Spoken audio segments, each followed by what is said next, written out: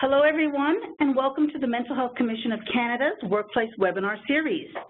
Today's webinar topic is Building a Mentally Healthy Culture in the Royal Canadian Mint.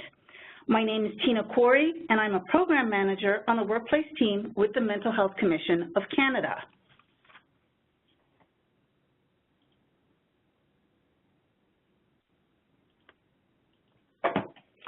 Just before we get started, I want to go through a few housekeeping items. I invite you to send any questions or comments using the chat function feature, which can be found on the right-hand side of your screen. If you don't see it, it looks like a little bubble in the right-hand corner. It says chat. Click on that, and a window should appear for you on the right-hand side of the PowerPoint slides.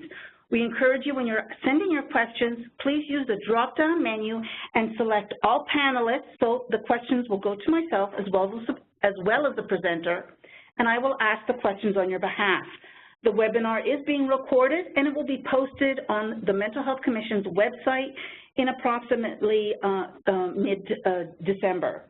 Also, due to the large number of participants today, we have muted all of your phone lines just to eliminate any background noise. As I mentioned earlier, my name is Tina Corey, and it's my pleasure to introduce you to Louise Chenier, our Program Manager, Workplace Mental Health with the Mental Health Commission of Canada, who will be the host for today's webinar. Also joining us is Jennifer Richardson, the Director, Corporate Health, Safety, and Environment at the Royal Canadian Mint.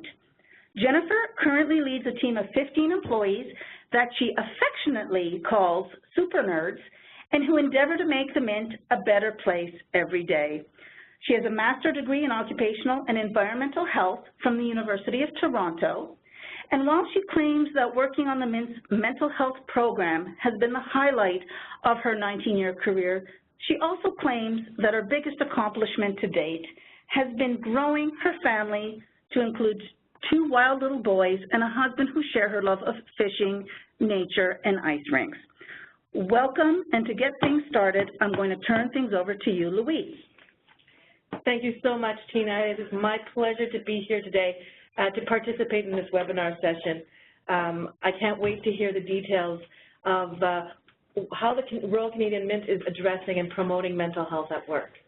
So today, we're going to have a very quick overview of the standard because it's been a while since we've discussed it during the webinar sessions. But also linking it to implementing a mental health strategy with the workplace. It doesn't necessarily need to be the standard that we're implementing, but how can we use it as a tool? And then we'll hear from Jennifer about how the Royal Canadian Mint is actually taking steps to improving mental health at work and how those steps are actually having a great impact within the organization. Now, the standard, I'd like to remind employers the standard is a framework. It's a list of tools, not really rules, we like to point out. And the standard itself is 15 pages long. It is a bit dry to read and sometimes a little hard to understand. So I highly recommend the implementation guide that is also available aligned with the standard. Although it's bigger, it's a little bit easier to understand. Both can be downloaded at the link that you see at the bottom of your screen there today. The appendices to the standard, however, are filled with tools. For example, if you're at the point where you'd like to assess your workplace, there's an assessment tool. So every tool that you need to actually implement the standard or to put in place a comprehensive mental health strategy are available in the appendices, which is absolutely very useful for employers. The standard is available for free right now at the website that you see at the bottom of the screen. And what's important to note is the standard is actually based on the 13 psychosocial factors that promote and maintain mental health at work. Those are the essential elements within a workplace that make employees kind of happy to be at work, engaged in their work. As I ask you, what really makes you motivated to be at work, make you feel safe at work? There's probably something that pops into your head. For me, for example, it's respect. And respect and civility is actually a psychosocial factor. And when you're putting in place a strategy or when you want to address mental health at work, it's important for the organization to actually focus on the impact it has and as colleagues, the impact that we have on each other's psychosocial factors. And the standard really is just a framework that really aligns and integrates your programs, your initiatives, your mental health strategy. It gives them a structure. It doesn't necessarily have to be the standard. Your mental health strategy can actually be unique to and you can design it for your work environment, but the standard can then be used as a framework and as a tool in order to be sure that all of your programs are aligned and that we're not actually letting some gaps that could actually hinder your efforts.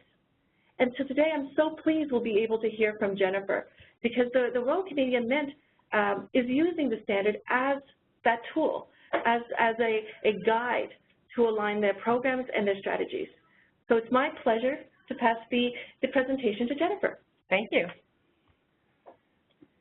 So I must apologize. I'm going to be taking sips of water because the people, my team who have had the pleasure of listening to me do a dry run of this have told me that taking a sip of water will help me slow down. So you might hear my glass clinking every little once in a while.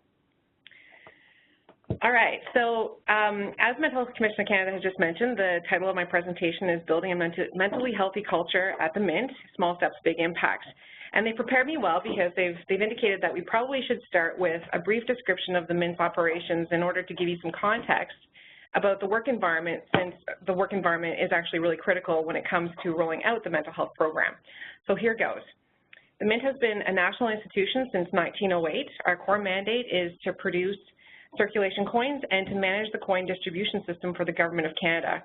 Our circulation coins are manufactured in our beautiful Winnipeg, Manitoba plant, and it's there where they also produce our circulation coins for customers around the world. That's a little unknown fact. Most people think that we make the dollar bills. We don't. We make coins. So I just wanted to clarify. And all of those coins that you have in your pockets are actually made in Manitoba. Our iconic head office is located at 320 Sussex Drive in Ottawa, and we refer to it as the castle because if you drive by it, that's exactly what it looks like. On the inside, however, we do have a full-scale industrial plant complete with a gold and silver refinery. And I call it the IKEA of manufacturing plants because we've gotten very good about maximizing the use of our space since we are a heritage building. So if you can imagine, we've got, major-sized presses, et cetera, inside a building that looks like a castle from the outside. In Ottawa, our talented people design and produce our numismatic coins, so those are the collector's coins, and produce our bullion. Our vision is delivering excellence to our customer-driven businesses, our talented people, and the value that we add to Canada and Canadians. And you will hear these pillars of our vision sort of interwoven into the presentation today, with the predominant focus being on our talented people, of course. We have roughly 1,300 employees across both facilities, and I should also mention that we have 2 satellite offices as well as a warehouse. We have shifts working 24/7, and we're quite unique in the sense that we are a Crown Corporation, so we're considered government employees with all of the perks and constraints that come with our responsibility to Canada and Canadians. But we also strive to be relevant, progressive, and innovative because we have our eye on profitability, which means we're also exposed to the stresses of running like a private sector organization. So we have heavy production going on. And we're an interesting place, to say the least. We have a few things that I thought I should mention to you that have helped define our program. So that would be, we have manufacturing employees, obviously, but we also have protective services officers, and we have support staff that are represented by 2 separate unions. We have PSAC and ATU in our walls. And if you can imagine, it can be tough juggling the differences between the expectations and demands of a manufacturing environment, office environment, union versus non-union, et cetera. We also have armed protective services officers, so I refer to them as PSOs through the rest of the presentation. And that's because, of course, we have a very real security threat inside our walls. And having really healthy armed officers is extremely important to us, not only because they carry guns, but also because they are our first responders in most emergencies. And so they are actually exposed to fairly traumatic events from time to time because we are an industrial plant, so we may have, a gas release, for example. And they are also our first line of defense when an employee is in crisis. And so you will see that they also have received mental health first aid in the last year. And I'll talk to you about that shortly. We pride ourselves not only in the products, but in the people that create for us. In fact, it was the people who are dynamic and proud that drew me to the Mint in the first place. And it's because we get the opportunity to help our talented people that I'm really excited to be here to be talking about the program. So let me tell you about the evolution of our program. Some of this will be a little bit personal because I think it's important for those of you who are thinking about jumping into a mental health program with both feet to understand that it's completely normal to feel overwhelmed and be a little bit apprehensive, because that's certainly where I was about 2 years ago now. And I'm hoping that by telling you the MINT story and a little bit about my own story as the director accountable for the program rollout, that you might be encouraged to actually take some small steps too so that you can have big impacts. So you've heard in my bio that I'm an occupational and environmental health professional. When I completed my graduate degree in health sciences, mental health really wasn't on our radar. We weren't talking about mental health in the workplace. It was all around physical health.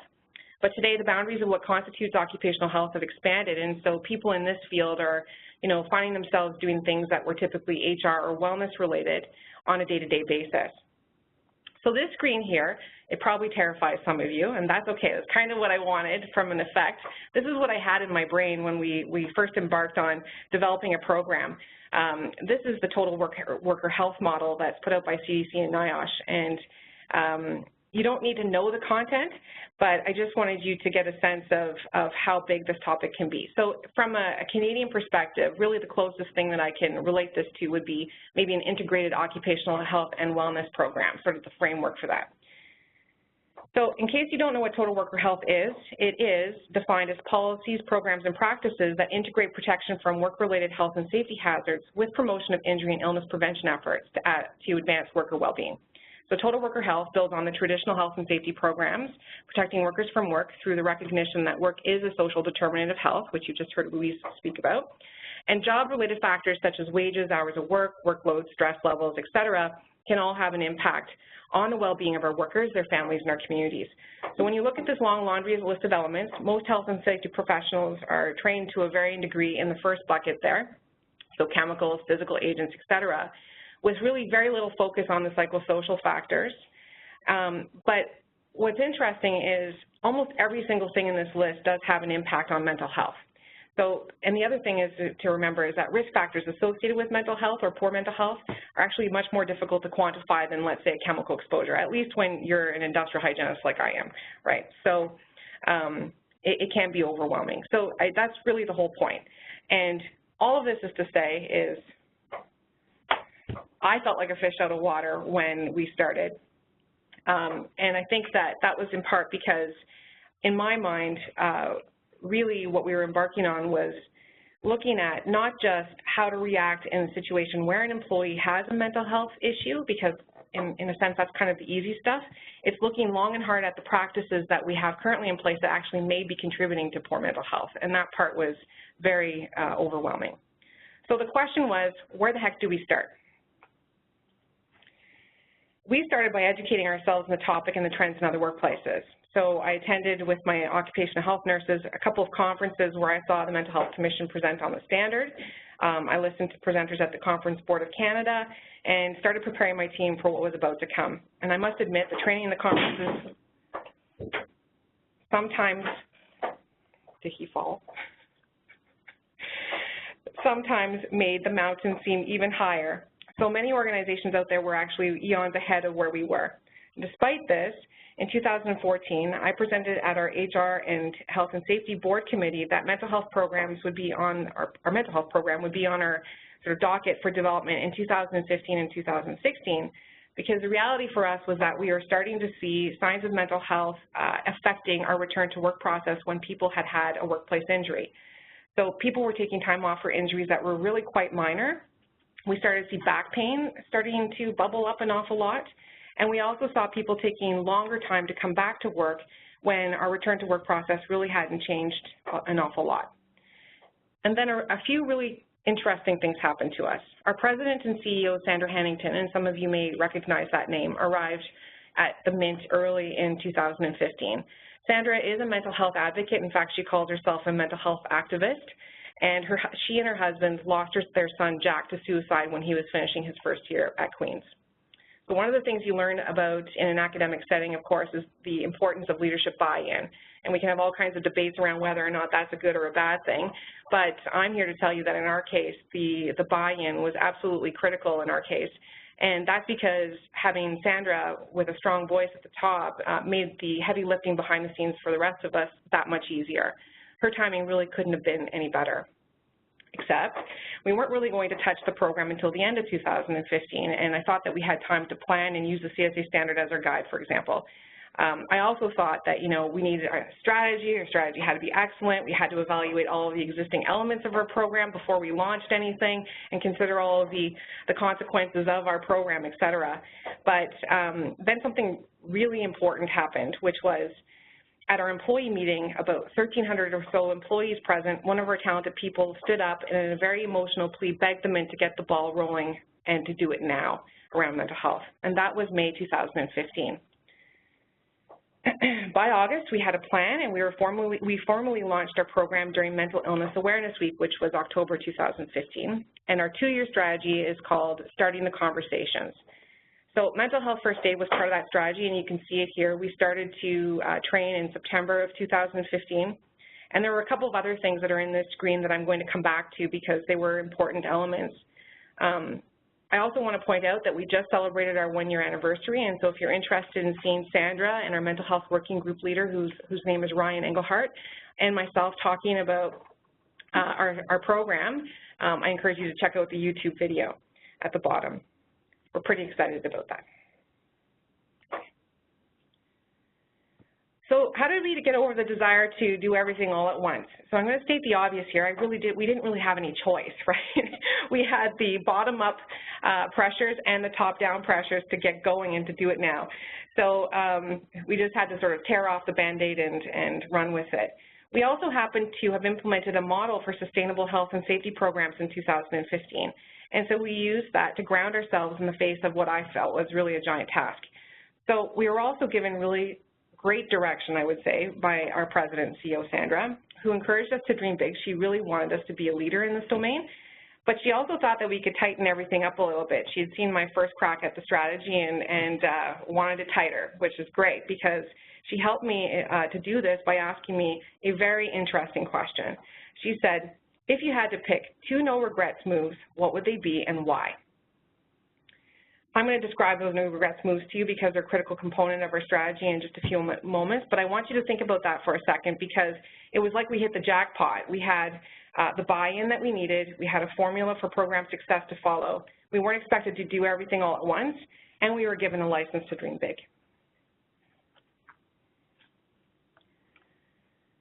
All right, so rather than tackling the entire program all at once, so think the total worker health thing, we started with one piece of the pie. And in our case, it was around the knowledge and readiness of the organization. We knew that from experience with our return to work and disability management process, and also through our engagement results, that our people managers really needed some help with supporting their employees.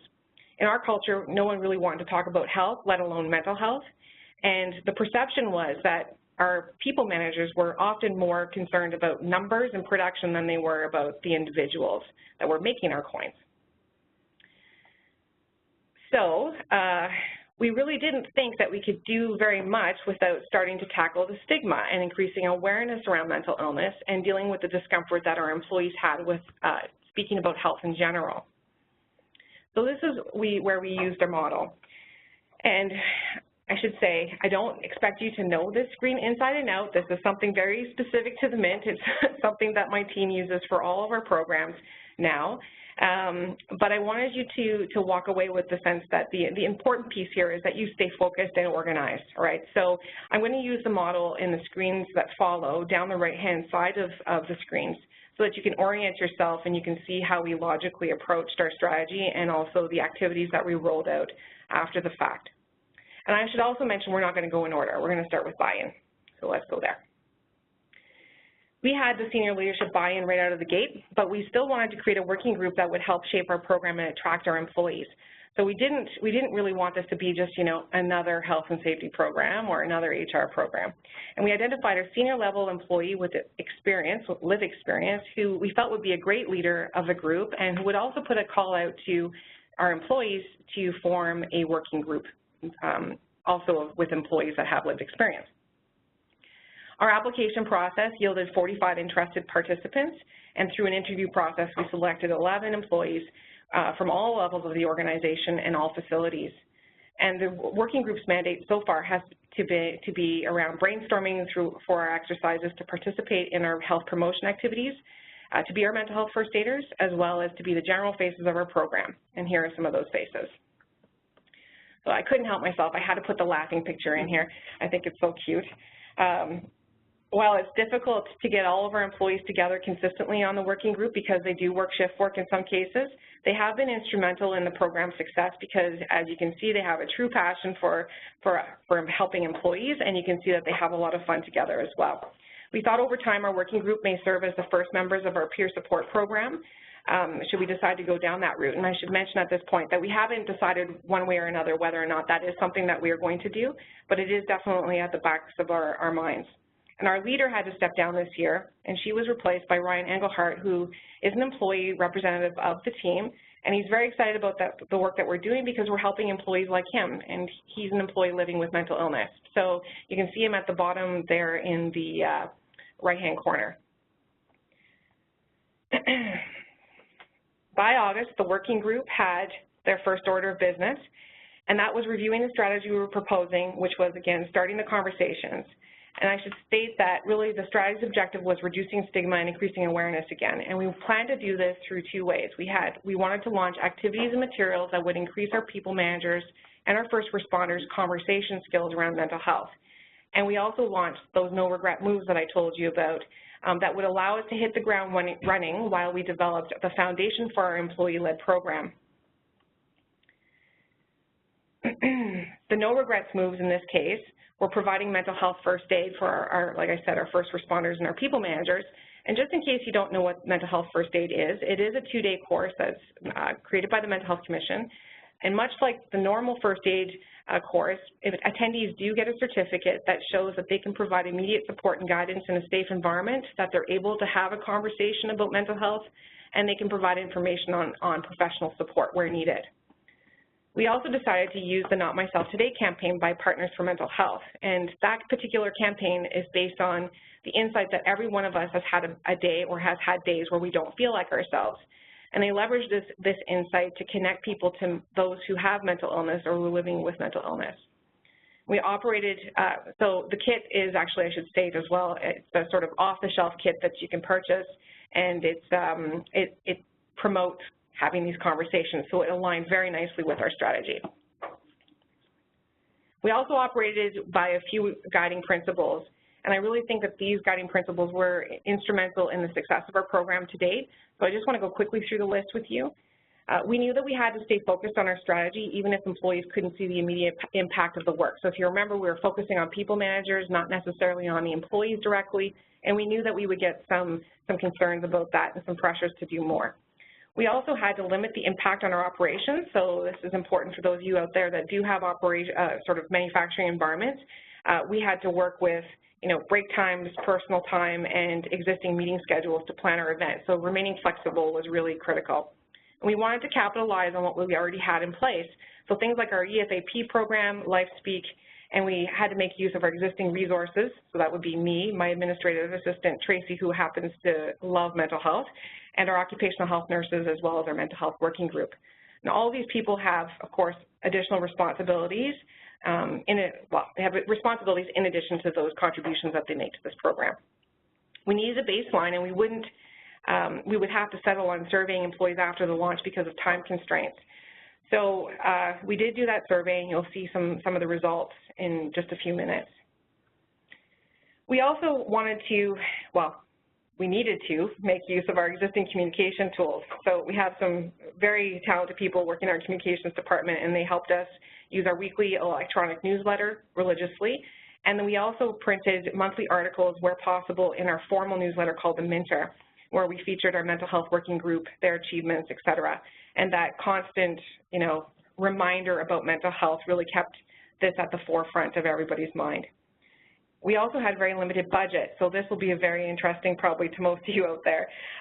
We probably spent, without including the mental health first aid piece, only about $6,800 this year. So really very small budgets, didn't cost us an awful lot of money, and we had to be very conscientious about our hospitality rules, so keep that in mind. It might sound like an awful lot to work around, and I'd be lying if I didn't have to say that we were, creative sometimes and throw caution to the wind. Being experienced in program development and rollout certainly helped. so did a few prizes along the way to encourage participation, although I have to say I was very surprised by the fact that most people really didn't even ask about the prizes. They just wanted to get involved. It was fun. So we won't go through all of this screen. This is mostly here for you in case you would like to start, with something similar to what the Mint has been doing. So it's broken into goals and how we plan to achieve those goals, and then the measures of success for those of you who are numbers oriented. I do want to draw your attention to the goals, though, because just to remind you, our goal was to improve conversation skills and to hit the ground running. So we used the mental health first aid and the Not Myself Today campaign a lot in the other materials that we developed. So I'm going to tell you a little bit about our People Managers Resource Kit and the monthly mental health lineup that we had for directors and their teams, because they were really critical, I think. But I also wanted to just draw attention to the fact that we used what we had as well, right? So those materials were a sort of combination of Mint-specific and then externally available materials. All right. So just before I show you what those materials look like, I just want to mention accountability piece. So most of you will know that despite great buy-in, your program can be completely derailed if the accountability piece is missing. So this is probably one of the weaker parts of our program so far, and it's something that we plan to improve for next year. What this is a snapshot of the actual launch plan for our Not Myself Today campaign that was put in place in May of this year in conjunction with NAOSH and Mental Health Awareness Week. So we kept our senior leaders very informed of, the expectations, what was coming for them, what we would like them to do, and that was really important. But what we didn't do a good job of doing was measuring the effectiveness of those individuals getting the information down to their teams. And so we do know in some cases that not all teams fully participated in our promotional events, but we don't know for sure how many. And so, like I said, that's something that we're going to tackle in 2017. So that's all fine and dandy. What does this really look like from a practical standpoint? So this is the table of contents for our People Managers Resource Kit. It's something that, like I said, we developed in-house to address the readiness and knowledge gap that existed and to answer some of the questions that were, again, bubbling up as a result of the mental health first aid that we were doing. The People Managers Resource Kit contained everything from pamphlets put out by the Canadian Mental Health Centre for Canadian Mental Health, and also by the Not Myself Today campaign as well. And we distributed about 200 of these kits across the organization. I do also want to say, though, that we did develop specific Mint materials to introduce the mental health campaign, or mental health program, pardon me, and to also explain the strategy. Secondly, we crafted a thoughtfully laid out activity calendar for our senior leaders so that they could anticipate what was coming each month. On the first Monday of every month, they received a short email from me that gave them instructions for their teams. And our activities range from viewing a webinar at their own pace and at their own leisure to full Mint-wide coffee chats, which were our promotional events held during the Mental Illness and Mental Health Awareness Weeks. And every month, we ask for feedback through a short survey, and we plan to use that data that we've collected this year to shape the program and spark new conversations in 2017. We had tremendous success in the first year, and I know this because our results were measurable. So if you remember that table just from a few minutes ago, we did measure those things, and we have some results to show you. And so let's look at that. We trained 240 employees in mental health first aid, so that's a 98% completion rate for us. And actually, I'd argue that it's probably more than that because we restructured in somewhere in here, and what happened was we increased the number of people managers, and we actually captured all of them too. So we trained more than we originally set out to do, but when you look at the numbers now, it looks like this. The biggest complaint we heard about the training was that it was too long for some participants, and that's no surprise because we're talking about training people who are very busy, right? So 2 days is a long time. And really, we still maintain, though, that the uniform and consistent training across the organization was the right call because we saw a rise in awareness around our mental health program, in part because of the training. And we also saw a huge leap in our EFAP utilization. And so in the next couple screens, you're actually going to see some graphs that demonstrate this, but I'm just going to finish going through these bullet points here. And while this may be alarming at first glance, I must say that it has been a fairly, I would say, stressful time at the Mint because we are undergoing a transformation. We know that our efforts have contributed to the utilization being that about 3 times of our peer group. The spike in October, which you'll see shortly, coincides with the launch of our program, and the 2016 utilization remains strong and way above 2015. EFAP provided counseling to 24 urgent mental health cases in this year, and it's not in the screens, but 45% of our employees reported that the services they received by EFAP allowed them to avoid taking time off work. And so from an employer standpoint, that's a huge deal. And you must remember that EFAP utilization isn't just for mental health, so I'm presuming that most of those numbers are related to mental health. Our objective was to increase awareness and break down stigma over the 2-year strategy, and so we issued our survey in May, and we asked employees if they'd noticed a difference since the launch of our program. 76% of our employees indicated an improvement, and just to give you some context, that we had about 10% of our population actually respond to the survey. This is where the prizes did come in handy, I must tell you. Our employees, especially those in the mental health working group, are constantly provided with positive feedback. Our members report greater compassion and understanding in the work environment. And sorry, I just want to show you the screen. So this is the screen that shows the jump in utilization in October of the launch of our program. If you go on to the next screen, this shows that we're above our peer group and above last year in our utilization in 2016. So that's pretty exciting. All right, so anecdotally, I was saying that our employees are reporting greater compassion and understanding in their work environments. And where it used to be normal to hear, gee, that guy's being a jerk, we now hear, I wonder if there's something wrong. And that's a huge deal for us because it does demonstrate that the culture is starting to change. I've had employees tell me how they now know how to speak to their wives and their husbands about mental illness after taking the mental health first aid, and so we know that the impact actually stretches beyond our walls. And I've also had employees tell me directly that they feel very lucky to be working in a place that values employee health. All right, so this is the big screen. Our track record in suicide prevention is also significant, and I have to say this is probably something that we never anticipated actually seeing in our first year and has made a huge impact for us.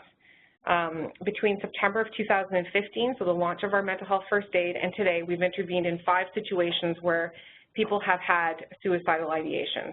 In one case, an employee told me while in crisis that if it wasn't for the training he had received and knowing that he could reach out for help, that he wouldn't be here today. And I'll tell all of those of you who are panicking about confidentiality that I did tell him that I asked for his permission to speak about his case. So he's actually quite excited about the fact that you know, using him as an example might actually encourage others to make a difference in the lives of others. So I think that's really important. And this part always makes me emotional, so we'll just move on. If it's these situations and the good that we're doing that keeps us going, even when we are faced with the reality that some employees really just don't get what we're trying to accomplish. And so, yes, it's not all positive, right? You will have some negativity come your way when you embark in a mental health program, but the good that you do pays itself off in dividends. So next one. So our no regrets moves. The question is, were they really regret-free? And as you can probably imagine, absolutely, just even based on the last screen. So a little bit about mental health first aid. The mental health first aid gave us the skills necessary to intervene and support our employees in crisis. And, you know, it's really different than just awareness training in the sense that it gives you the skills to actually ask the tough question. Are you having thoughts of suicide today? I never personally imagined myself asking somebody that, but I did. And that would not have happened had we not taken the training. So huge impact for us. It didn't come without consequences, though, I must admit. We saw a huge influx of mental health cases in my office, and the PSOs and the mental health working group have been very busy providing mental health first aid. And as you can imagine, this has taken a toll on some of us. And we're now looking closely at expanding our self-care program to include mindfulness as a way of building resilience in the face of extremely stressful situations. We do a lot of debriefing. The Not Myself Today campaign also gave us a really good and fun and interesting place to start the conversations. And while it wasn't a completely off-the-shelf solution for us because we still had to tailor the activities around our operations, it did reduce my team's workload substantially because we weren't starting from scratch. Our program wasn't perfect, and it still isn't perfect. We've had to change along the way. So, for example, our October coffee chat failed to reach the plant floor employees in a meaningful way in Ottawa. Recognizing this, we had our CEO and president go into high security. So if you can imagine, it's like an airport, right? When you come out, you have to be scanned. So it's quite an ordeal. We took her inside to host a special coffee chat just for the production employees. And the participation was great, and it was amazing to see so many people engaged in a dialogue around mental health. And we used the Not Myself Today conversation starters to jumpstart that activity. We sometimes had to adjust our plans on the fly, and that was okay.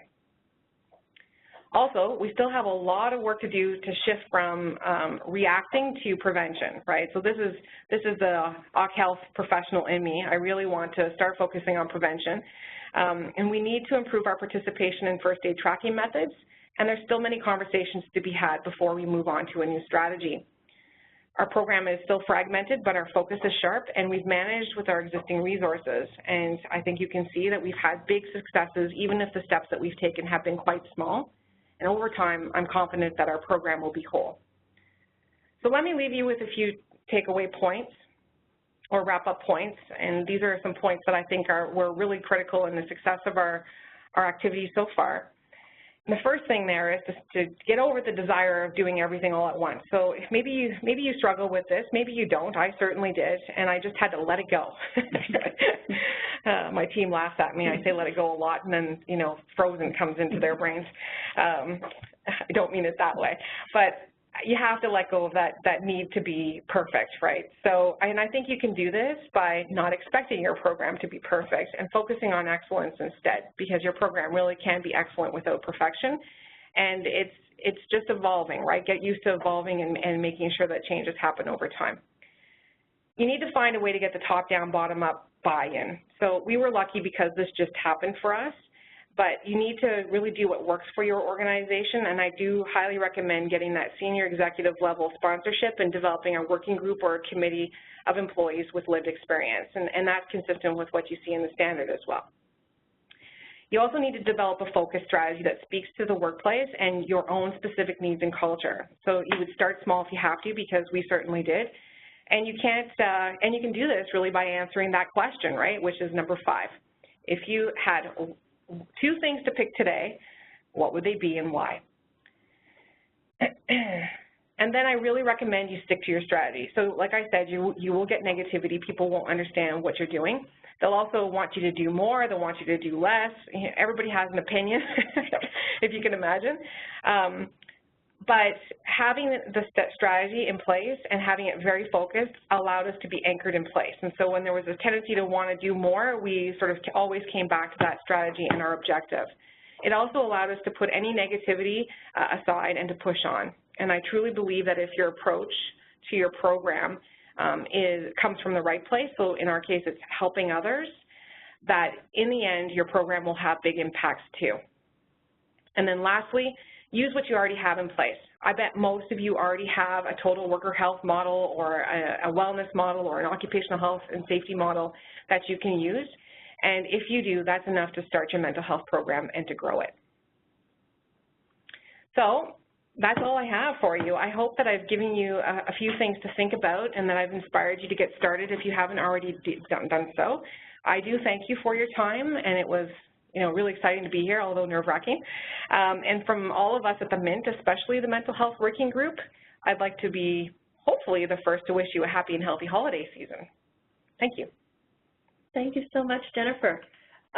It is time for questions, so I'd just like to repeat that, please, if you have any questions, write them in your chat feature at the right-hand side of your screen, and we'll read as many questions as we can for the remainder of the time that we have together. As well, you'll see on the next slide that we're listing a list of resources that align with Jennifer's presentation today that you can use as you're implementing your own mental health strategy. As we get started in the Q&A session, Jennifer, first of all, I'd like to thank you for your presentation. My big takeaway is pick your 2 no-regret moves, and I'm actually going to plagiarize that, if that's okay, and use that language, because I'm always asked, what do we do? You know, it's such a big, overwhelming strategy. How do we do that? And I like to point out that we take it 1 step at a time, and every step has an impact, and we can see that from your presentation today. So thank you so much. We already do have questions, so we'll start with those. So, Jennifer, what are some techniques that you have used to ensure that senior management has an open dialogue with employees on the subject of mental health? Okay, so some of this was addressed in my presentation. You saw the Not Myself Today campaign, the mental health first aid encouraged an awful lot of dialogue. The reality is that not everyone's going to be able to have a genuine conversation about mental health. That's been my experience. And that's because of a variety of different reasons. They may be uncomfortable, they may not have any experience with mental health, they actually may be experiencing something themselves at that time and just doesn't make them able to have that conversation. So one of the things that we did was we did start very small with the Not Myself Today campaign. So if you look at that, it comes with a guide and 6 or 7 different activities that you can launch. And it comes back to that readiness piece of the model that we implemented for the sustainability of our programs. We looked at each activity from that angle and we asked ourselves, all right, is the organization really able to do this on their own? And we felt that to launch the program, to get people sort of comfortable with this idea of talking about mental health, we would do the Mythbuster activity. So I don't know if you've seen that or not, but it's kind of like a trivia game where, you know, you ask a question and you bust the myths around mental health. The groups were given the latitude of running that on their own, and most supervisors, I must say, did try to run it on their own, and they reported great success. People had fun, so they turned it into a game. They gave prizes out, you know, chocolates, very, very small things. And people, even on shifts, did this. So that was one thing. The next thing was to keep the ball going and have these conversations. We wanted to do the conversation starters as part of the Not Myself Today campaign as well. And when you look at that one, it takes an awful lot more, I would say, expertise and comfort when it comes to talking about things like, what would you do with an employee? How would you treat an employee who's coming back from an absence in the workplace? And not an awful lot of people are comfortable talking about that. So recognizing this, what we did was we paired up all of our people managers with a member of the working group or the resources, so my team, for example, and we gave them the option of running it on their own, or having one of us come and facilitate that discussion, or just even being in the room to help support them. And so I did have the pleasure of running a couple of those on my own, and it was really interesting. One of the groups was entirely male. So maybe this is not appropriate. I don't know. It was all men, and it was I was a little bit nervous that it would fall flat, right? And these are, you know, scientists, very technical people, used to talking about numbers, and I was extremely impressed at the depth of the conversations that they were having. And we picked 4 specific cards out of the deck for conversation starters that we thought were relevant for our organization, and we ran with those. And the bullying question was amazing to watch them talking about this, I have to say. So part of it is just do it, right? Try it out. If you flop, that's okay. Adjust and do something new, but you might surprise yourself. People are actually wanting to talk about this, and it's great. Yeah, it's great. Thank you so much. Now, does the Royal Canadian Mint, does it have shift workers? Yes. In 24 hours? Yes. So did you change your strategy or your communications to address that? Yeah, well, we know, because we do roll out lots of programs, we have a fairly good idea of how the shifts work, right, and what works for them. But the way that we got really good buy-in with those people who are actually responsible for those teams is we went to them and asked them how they wanted to roll the programs out with their own groups. So again, it was giving people choice, right, and being flexible and being adaptable. So not just doing the same thing for everyone. The expectation was the same. You're going to do this in the month of May or October, but how you actually execute it was kind of left up to them, and they were given the support that they needed to do it if they couldn't do it themselves. Wonderful. Thank you so much. Now, did you get any help from your external partners, for example, your employee assistance program or your benefit provider? Not in the launch of any of these materials, other than the pamphlets that we purchased and the Not Myself Today campaign stuff, and EFAP, we put EFAP information in our People Managers Resource Kits. We did this all on our own this year anyway. EFAP, I have to say, did though come in and help us when we had a death of an employee this year. And so I'm not sure we would have done that actually had we not had this program already going, right? We had the mechanisms in place and the support network there to immediately have people from EFAP in our facility to provide on-site counseling the day after we had the death. Yeah, it was sad. Yeah. I'm sure your employees really appreciated the support. They did. Yeah, they did. Now, you mentioned that you picked two, I love the no regrets moves, and that was Mental Health First Aid and Partners for Mental Health, yes. The Not Myself Today campaign. Now, how do you determine how many people were going to be trained, for example, in Mental Health First Aid? Right. So we identified the two groups, right? We had the people managers. We knew that we wanted them to have the skills necessary to have the conversations. So arguably, you could do people manager awareness training around mental health and have the same impact. But we needed to do something right away, and that was what we were familiar with. And then when we started rolling with it, we did do a pilot. People liked it, and we kept going. So that was one thing. And then our first responders is also another core sort of occupational group, I'll call them, right? So our PSOs, we have a hazmat team in both facilities, our workplace health and safety committee members, as well as my team. We're all part of that group. So that's how we did it. And, I mean, HR helped us identify who was a people manager, for example. Yeah. Wonderful. Now, if we could focus on your working group, your working committee, how did you pick the employees that were part of that working group? So we put out an application, call for application through all of our communication avenues, and we identified the purpose of the committee. We also identified the time commitment, and we were estimating probably about 2 hours per month on average in terms of a time commitment to come together as a committee and talk about what's gone on in the last month and to plan for events and then to roll with events.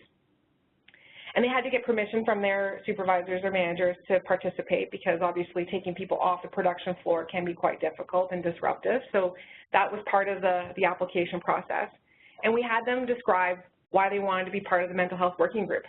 And then based on their answers, so this was the tough part, right? Because you don't want to exclude anyone.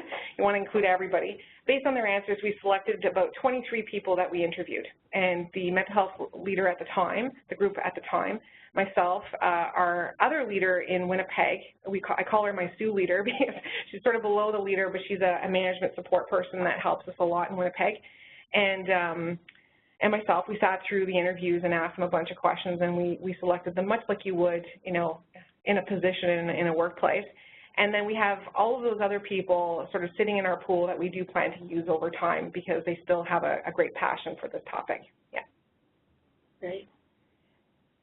Now, you already had an existing EFAP program. Yes, we did. Prior to this. Perfect. And I have a question here that's very technical. Yeah. But what was the game that was used for your awareness building? What was the name of the game? So the Mythbusters. It's the Not Myself Today campaign, Mythbusters. And so again, you'll get kind of in the kit when you purchase it from Partners for Mental Health, it comes with, you know, these cards that ask you the questions, and it's kind of like a Jeopardy game a little bit, I guess. And there's a bunch of different ways of rolling with this. I mean, with small groups, what I did was I bought some, you know, those hand clappers at the dollar store, and I gave one to each participant, and the person who clapped their hands the first would get to answer the question, and then we would tally up the points, and they would win a prize. It was simple. Yeah. Very technical. Very technical. I love it. I could see the employees getting engaged in that. Oh, yeah, they loved it. Yeah. Now, you surveyed your employees out during your process. Can you expand a bit on the survey that you used? So we made the survey in-house. So I have to tell you, it probably would not meet any kind of scientific scrutiny whatsoever, and that's okay, right? We asked very specific questions around, you know, have you seen the impact of our campaign on awareness in the workplace? Which of the following topics are of interest to you? Have you experienced bullying in the workplace? Things like that we kind of had a pulse on and we wanted to know more about, we put in that survey. And that survey actually was published for our employees, so they did see the results in the end. Wonderful. Yeah. Now, you mentioned that some of the questions were regarding behaviors, negative behaviors like bullying. Yes. What programs did you put in place after that survey, if any? We haven't yet. Okay. Yeah. No. Perfect. So because we had the strategy, right? This was the tough part. Resisting the urge to tackle absolutely everything that you have coming at you. We saw, you know, I can't remember the number specifically, but the number of people reporting bullying in the workplace, probably not abnormal, but it's still shocking when you see it going on in your own workplace, right? So we, of course, want to tackle that, but it wasn't part of the strategy this year. So it is something that's going to help us have those conversations in future years, though, right? Exactly, and help you target and plan your initiatives in the exactly. long term. Yeah, exactly. And it did influence the cards that we picked for starting the conversation starters, right? In our next activity that we did in October, we picked the bullying question for that very reason, to start people thinking about that. So everything was intertwined and linked together. And do you provide any in-class training on how to specifically increase managers' conversation skills when we're talking about mental health? Right. So other than the mental health first aid, which they all got, no, we haven't done in-class training, but we did run webinars in our monthly lineup, and we also, I can't even remember the name of the activity right now, but there is an online resource. It's in the schedule, the monthly schedule on the screens, where it's an online resource where managers can watch a series of videos and answer a bunch of quizzes, and then it directs you to the answer, and it will, if you get it wrong, then you have to do another video. Do you know what I'm talking about? Is that the LifeSpeak video? It wasn't LifeSpeak. No. We do have LifeSpeak, but it's something else, and I can't think of the name right now. Anyway, it'll come to me. And they're on your slides, and the slides, of course, there's a lot of content on the slides, Jennifer. Right. Thank you so much. I wanted to reemphasize that the slides will be posted on our website as well within a couple of weeks of the session being over. So they will be available to you as well. Now, the Mint is unionized. You mentioned that. There's two different unions. How did the unions get involved? Like, did you involve the unions? So that's a really good question. And the answer is indirectly, right? I mean, we didn't necessarily sit down with the executives of the union and talk about what we plan to do, although they were always informed along the way. So our union is part of the Policy Health and Safety Committee, of our normal workplace health and safety committees, and they were always told in advance of kind of what the whole purpose was. But we did obviously involve the unions through the participation of our working group members, right? And that really is truly important to us because they bring different ideas that the rest of us just don't have, and they have real life experience with respect to how programs impact them generally, right? So it's been invaluable in that sense. Yeah. Thank you so much. Now, if you had to pick two initiatives, your next two priorities with a focus on prevention. Oh boy. I know, big questions. And thank you, by the way, for them. Which one would you think about? So stress in the workplace is really a big deal for us right now. I think that's going to be a hot topic for 2017, and then we're going to probably start talking about bullying a little bit more. So those will be the conversations we'll have, and the prevention piece will come as part of those conversations, I believe. I haven't, truthfully, I had to get through this webinar before I start thinking about next year with Ryan, who's going to be really important in running probably more of this particular program next year than what the working group has done this year, because we know what we're doing now, right? So I can pass the baton, and he's really keen to do that. So we plan to sit down next week and sort of hash that out, but I would say the stress piece for sure, because of the change that we're going through, and the bullying will be our next big topics. Yeah. And then we'll have to invite you again so that we can get an update. All right. Now, have you seen any positive results when you're looking at your return to work cases?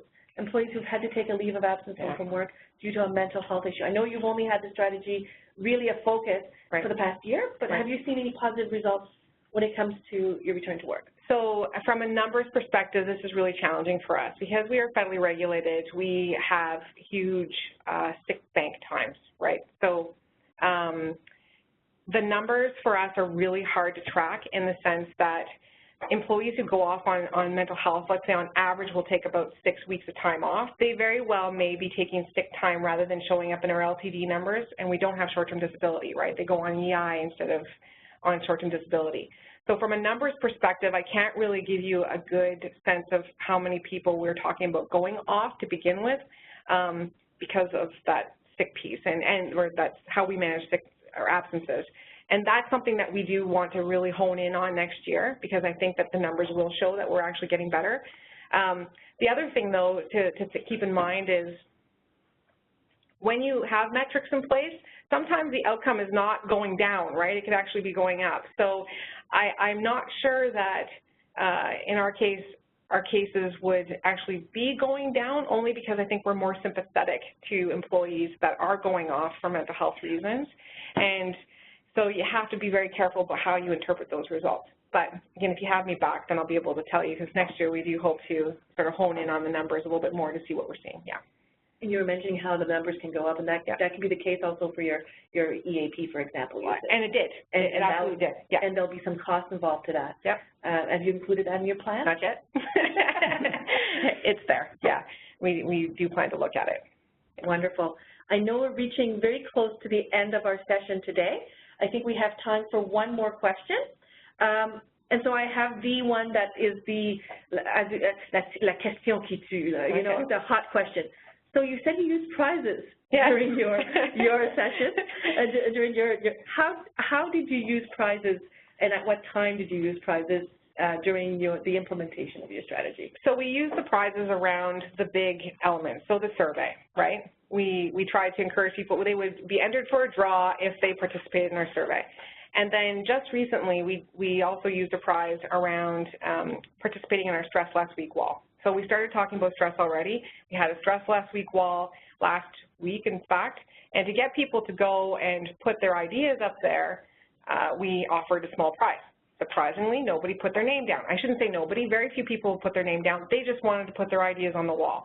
So, and they're very small, right? We're talking like stress books or whatever it is. It's very, very minor, but sometimes it's nice to dangle a little carrot to encourage people to get involved.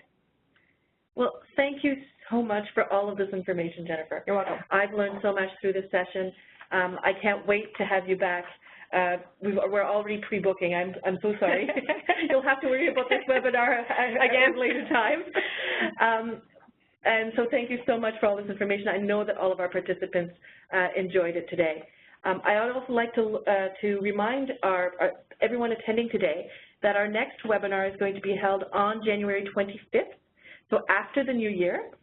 We'll be talking about workplace initiatives from the public sector, including a federal government department along with an employee who has lived experience, and how they're creating a new and mentally healthy workplace. And also, I also always ask our attendees to please fill out the survey that's going to pop up as you close your window. It's really vital for us. This information helps us plan our programs and to tweak our programs along the year. So thank you very much for your participation today. And once again, Jennifer, thank you very much for participating. And to the entire team here at the Mental Health Commission of Canada who helped with the logistics behind this particular webinar. And I hope you all have a wonderful holiday season.